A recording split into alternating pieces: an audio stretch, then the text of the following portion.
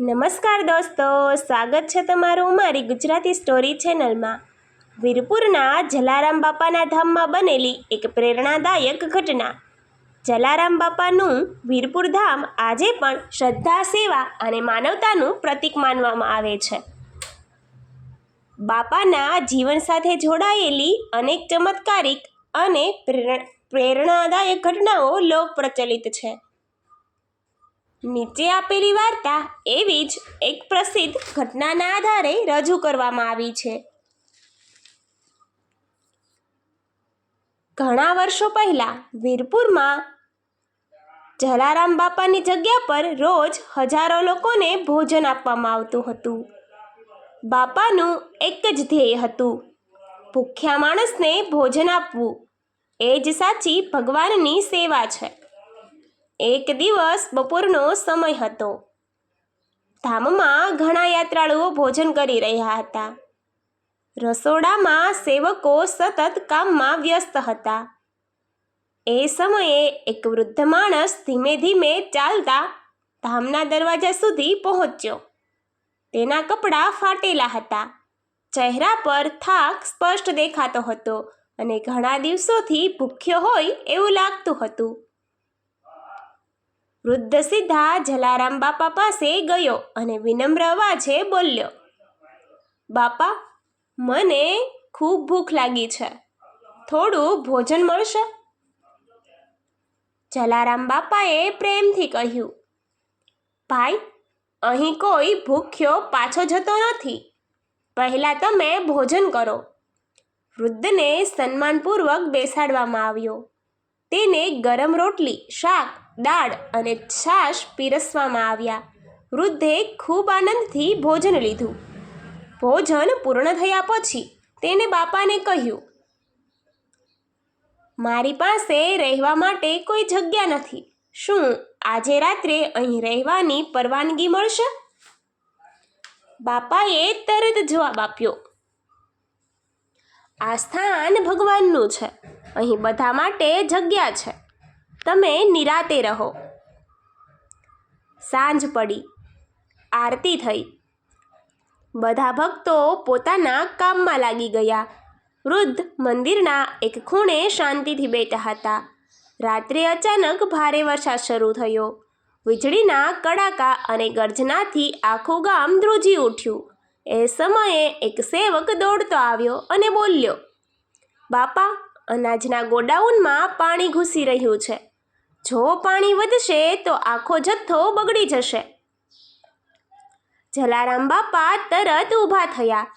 તેમણે સેવકોને સાથે લઈને ગોડાઉન તરફ દોડ્યા। વરસાદ એટલો ભારે હતો કે કામ કરવું મુશ્કેલ બની રહ્યું હતું। ત્યારે એ વૃદ્ધ માણસ પણ ત્યાં આવી પહોંચ્યો। તેણે કહ્યું, બાપા, હું પણ મદદ કરું। બાપાએ સ્મિત સાથે કહ્યું, સેવામાં બધાનો અધિકાર છે, આવો। પછી બધા મળીને અનાજની બોરીઓ ઓછી જગ્યાએ ખસેડવા લાગ્યા। આશ્ચર્યની વાત એ હતી કે વૃદ્ધ માણસમાં અદ્ભુત શક્તિ હતી। જે બોરી 4 માણસ મળીને ઉઠાવતા હતા, તે બોરી તે એકલો સરળતાથી ખસેડી દેતો હતો। સેવકોને નવાઈ લાગી। વરસાદ વચ્ચે સતત કલાકો સુધી કામ ચાલ્યું। આખરે અનાજ સુરક્ષિત થઈ ગયું। બધા થાકી ગયા હતા, પરંતુ વૃદ્ધના ચહેરા પર થાકનો કોઈ અણસાર નહોતો। રાત્રે બાપાએ તેમને આરામ કરવા કહ્યું। બીજા દિવસે સવારે જ્યારે સેવકો તેમને શોધવા ગયા, ત્યારે વૃદ્ધ ક્યાંય જોવા મળ્યા નહીં। તેમણે આખું ધામ અને આસપાસનો વિસ્તાર શોધ્યો, પરંતુ કોઈ પત્તો મળ્યો નહીં। જ્યારે બાપાને આ વાતની ખબર પડી, ત્યારે તેઓ શાંત થઈ ગયા।